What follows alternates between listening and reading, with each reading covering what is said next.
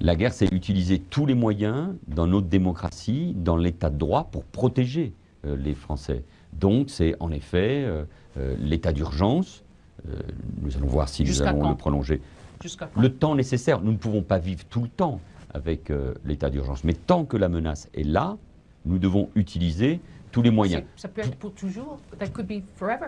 Jusqu'à ce qu'on puisse, évidemment, en finir avec Daesh. Many say it's a fight of a generation, 30 years. Je le crois, et il faut dire la vérité, pas seulement aux Français, mais à tous ceux qui sont concernés par le terrorisme.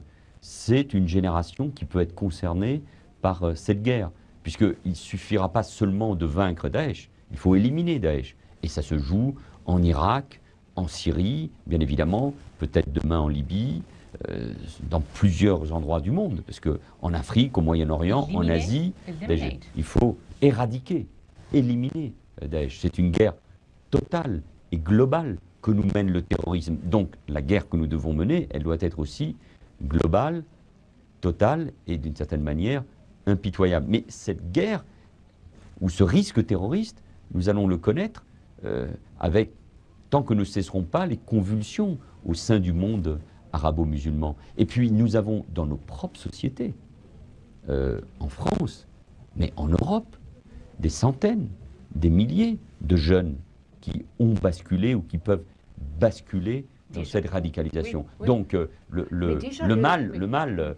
danger, la menace sont aussi au sein de nos sociétés. C'est tout le travail du renseignement, mais c'est aussi la mobilisation de la société.